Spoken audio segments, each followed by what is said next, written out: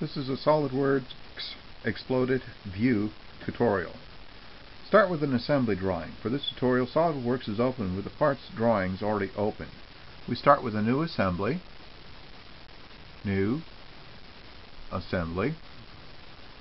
then we select the part and place it. That one will be our reference part. We now add insert component, add an exploded part, place that one. This is a good time to use the mate command. Pick the surfaces to which you wish to mate. In this case, I'm making concentric. Hit the green arrow to commit. Or hit the green check mark to commit. This is also a good time to add another component. In this case, I want a third one. And reposition your drawing so you can see what you're working with. Again, good time to run your mate command. Select the surface to which you want it to match to, and you want it concentric. On this one, commit, and then you can move the parts back and forth. Commit. Now next, what I want to do is, now that I have this drawing set at this point, I'm going to save it. And we're going to save it as an assembly 1, in this case, just for fun. Your name is what you choose to make of it. Once you have your parts saved like this, this makes your life a lot easier. The next step you want to do is you want to build the way you want your parts to move when you hit the exploded diagram. In this case, we'll hit the exploded view, select the part. There is a blue, green, and red arrow. Blue is perpendicular, or is parallel to the z-axis, perpendicular x and y. Red is for the x-axis and green is for the y-axis. So if you grab your blue axis, it'll show up. The screen will change over. Come on, deselect.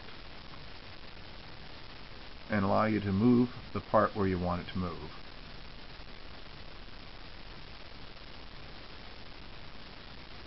Then you commit to the end of that movement. Again, with the exploded view, you do that again. You select the part, grab that axis arrow, drag it, place it, say OK. To be able to have these things go into an animation, you look down at the lower left corner down here. You'll see that there's two tabs, Model and Motion Study. We're currently on Model right now, so we'll select Motion Study. You look over to the far right lower corner, you'll notice that there is an Expand Motion Manager option, which is indicated by actually two carets or chevrons that are stacked one above each other on the right. Click on that. That gives you your animation screen. Now you can go to the animation wizard, which is located in the middle there. Select that, and this will give you the ability to rotate, explode, or collapse the model. In this case, we will do a simple explode and go next. It will tell us when do we want the time duration, 2 seconds for the movement. Start time is at 0. You say finish.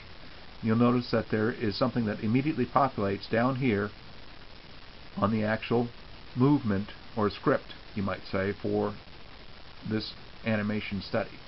The next one, select animation motion again. You can do collapse, and it will then allow you to select the collapse and make sure you start your start time, in this case at 2.